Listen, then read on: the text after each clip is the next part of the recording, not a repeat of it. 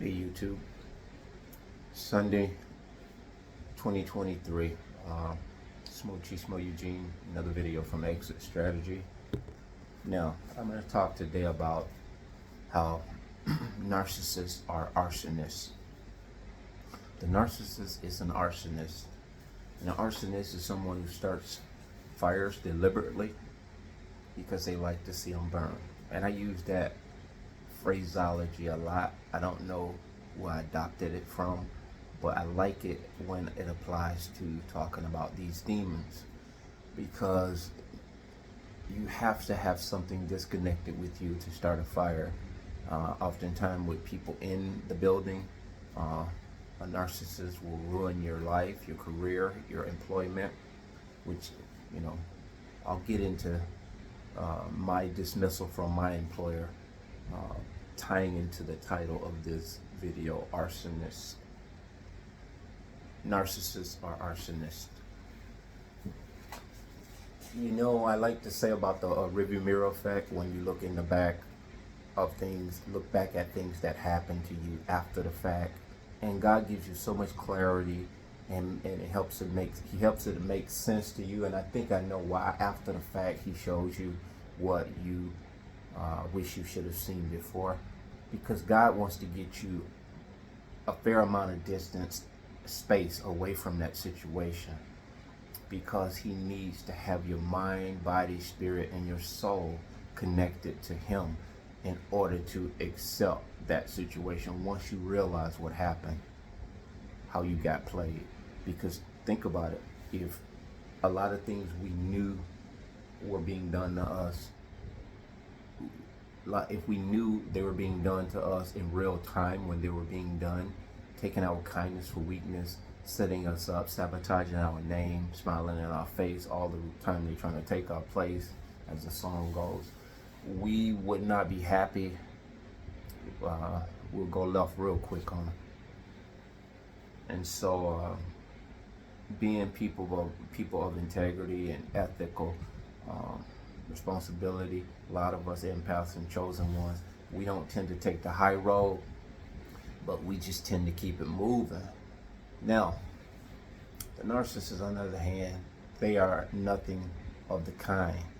They deliberately, after they've tried to harm you or hurt you or destroy you, they come back to see if your heart's still breathing. They come back around. That's hoovering, lurking, spying, stalking.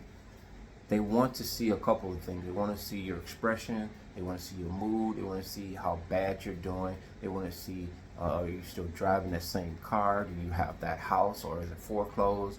They want to see that house burned to the ground. They want to see it gone. Anything that you possess, that you had when you met them, because you're probably doing real good. You wasn't rolling in the dough, but you had self-awareness, you had self-respect. Well, I won't say self-awareness, but you were okay with who you were. You were comfortable in your own skin. You might have had a little people-pleasing in you, but, you know, that's a lot of us, because we want to do good by people. It's just a good thing. It makes you feel good to do something for a person. Now that we are awake and we know, let our heart guide us instead of our head. Good ideas versus God ideas. Let the spiritual proudness take the front stage. Don't just impulsively do things for people because you think they're in need, because you could be dealing with a narcissist and they will extract every amount of energy that you are able to give to them, unbeknownst to you, under the guise of homelessness, under the guise of they fell on it, down on their luck. They're down on their luck. They have hit hard times. I can go on and on with those scenarios, but you get the point. So the arsonist does this. They love to see this situation in your life, be it a decent, good situation. They want to see it destroyed, dismantled, kaput. Now, with regard to my employer that just terminated me, I mentioned a little bit about how I discovered or determined that the HR lady, in fact, is a narcissist. And she relished the fact that she was terminating me, leading all the way up to the suspension. You would have to have been a fly in that room to see how these people are emotionless, and at the same time the anxiousness in her getting in there to interrogate, try to intimidate, and when it didn't work, she didn't get the reaction that she expected. It sort of like threw her for a loop. It's kind of like the day they terminated me. She said, well, clear your locker out. And I'm like, I already did it. She's like, when did you do that? So all of this stuff that they've scripted, it throws their script off. It's like, when did you do it? It's like irrelevant. What's the point? I mean, it's like a little kid. When did you do that? You broke the rules. You didn't do A, B, C, D. I had it all scripted out here. You weren't supposed to pass go until I told you to. So as I entered the building, I went to the locker room, as is customary. Went to the locker as though I was beginning my shift, where my hard hat and earmuffs and all that stuff would be, and to take off whatever jackets or whatever I got to put in the locker. But in this case, I went to take the things that I had in the locker that belonged to me. And just a handful of things, I put them in my backpack, proceeded to the HR office. Now, if I wasn't supposed to do this, where's the oversight? The security there sucks, it stinks, it's probably never going to get better. I just hope, when they keep continuing to fire people, most of these people have a solid mentality, will just go their way, because a lot of these people are getting terminated for some of the most frivolous things. And the amount of money being made there, it's a good income, it's a good living. And to take that away from a person under some of the pretenses of the pettiness that they're claiming from these other people who've gotten terminated, and with me alleging a preposterous sexual harassment, because it was what do you say? Oh, it's a union job. So a union job, it's not that easy to fire someone in a union job. You have committee men, you have the committee men that go to bat for you. They're like little lawyers or representatives, if you will. And it's a brotherhood, so they're supposed to go really hard, as though you're trying to take one of the brothers off of the team.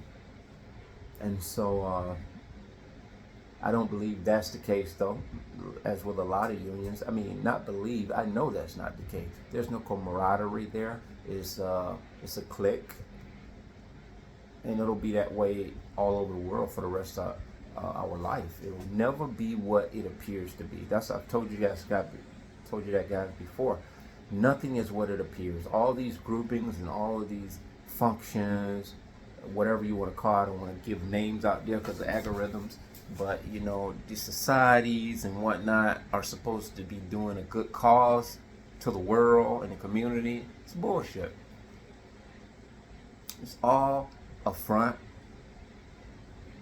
and I'm going to tell you why it's a front. Even some of the disability, which is where this narcissist I married worked part-time. I'm going off on a tangent, but these things are all connected.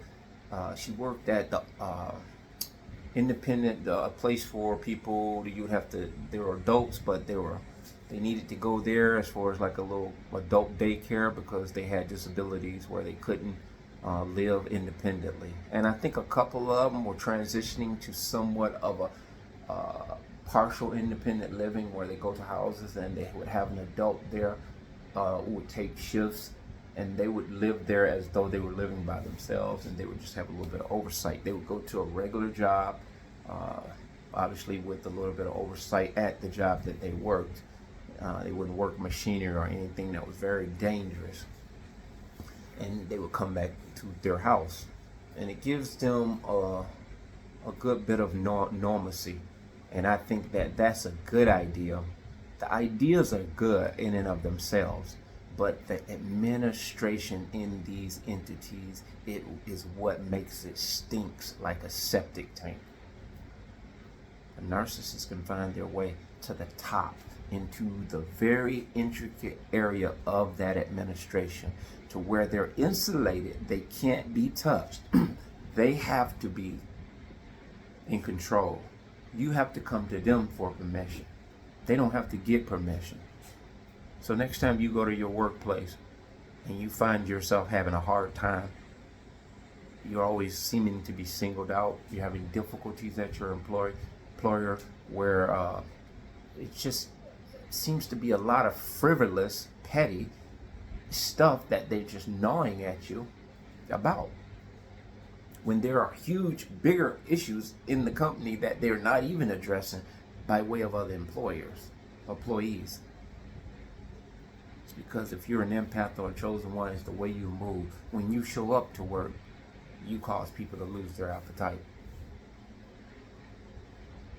When you show up to work, they stop the conversation in dead center in the middle of it. And they'll get up from the break room and all will leave. They'll leave when you walk in the building. That's the power. That's the influence. That's the aura that you have. But back to the termination, when I went in, I was asked a series of questions. Did I ever say to a woman, if you ever want to have a baby, just let me know. I want another baby. Come see me, something to that effect. And I just kind of chuckled, like, looked at this narcissist HR lady like, is that like a warm-up question? Anyway, the next question was, I told one female that she had big boobs and a big butt. I can talk about all this now because I was sworn to be silent about it the week while they were determining whether I was going to still have my job or not.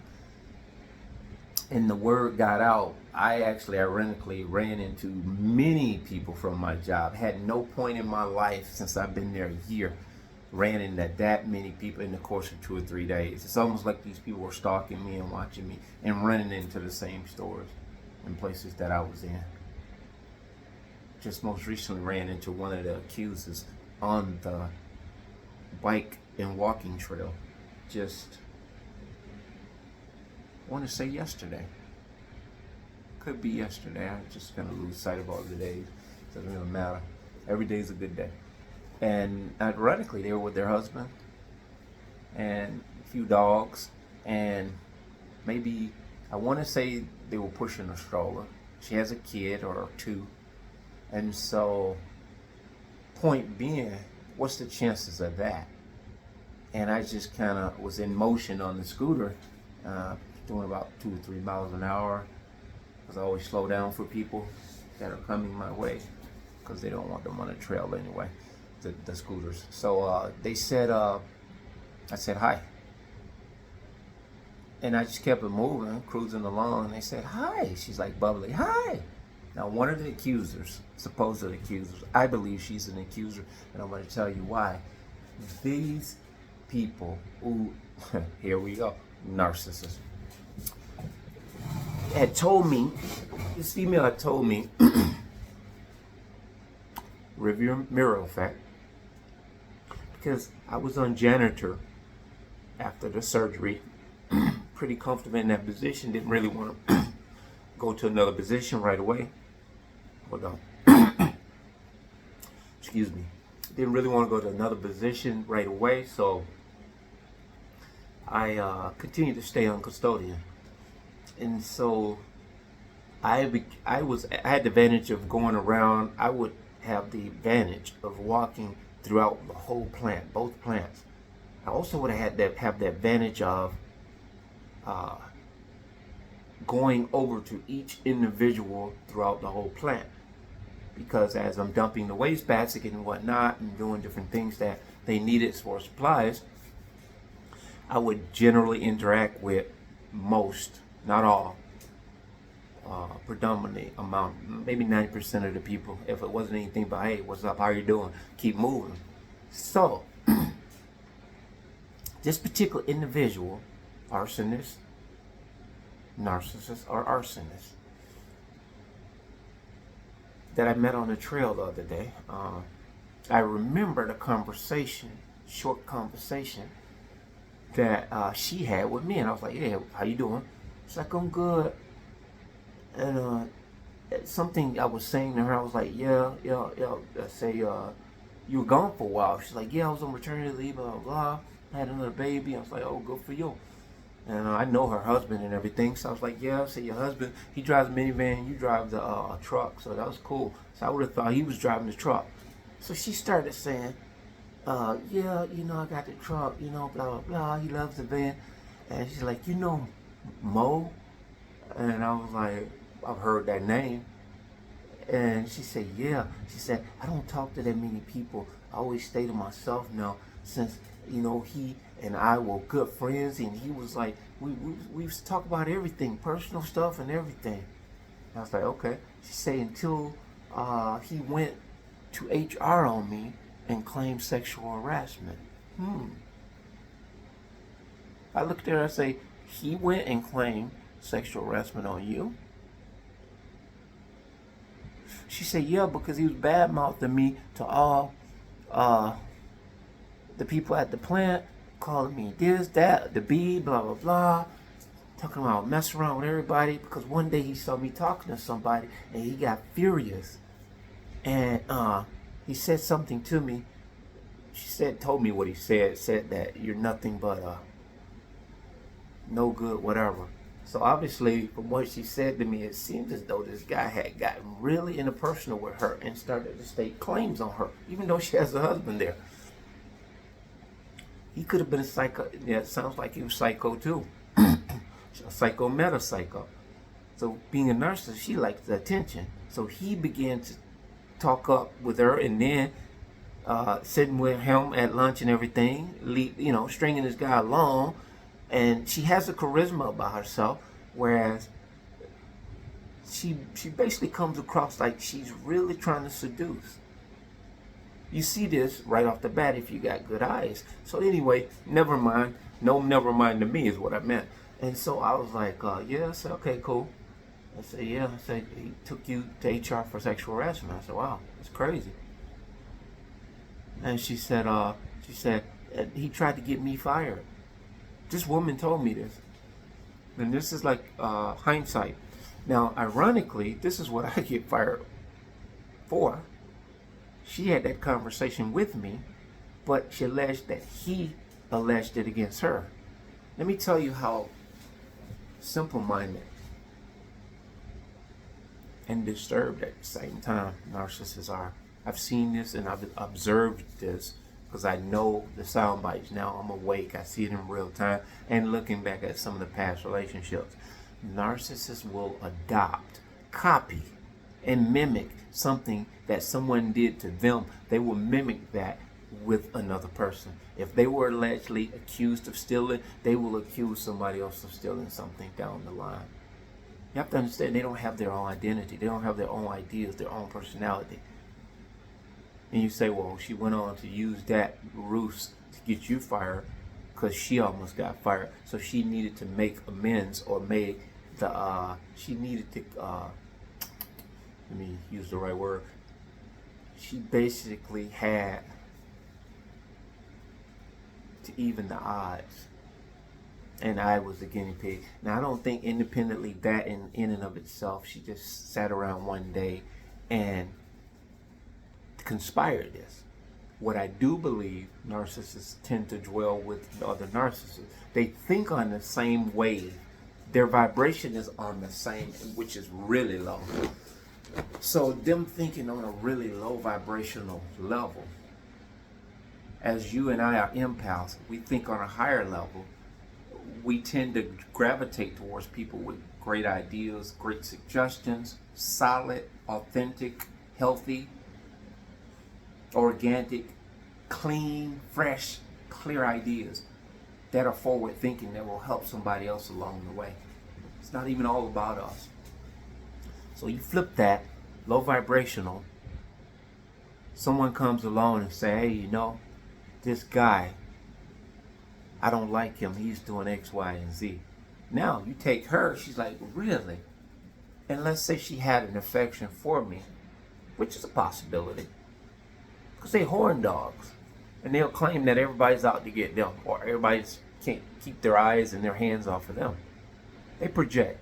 So say she had the hots for me, which is very possible, because they'll hump a tree. They will hump a tree. animals, their bestiality. They're big into bestiality. You see a narc with a dog, you damn well better believe that dog is probably is more than an emotional. It's disgusting to think about it, but that dog is there for more than emotional, whatever they call that is, emotional distress. Anyway, she could have very well just, when someone brings her that information, like, oh, this dude, that just inspires them to continue. It's like passing the baton. Oh, you getting that about him? And she could have caught jealousy, and that, I think, in connection, because this has been my Achilles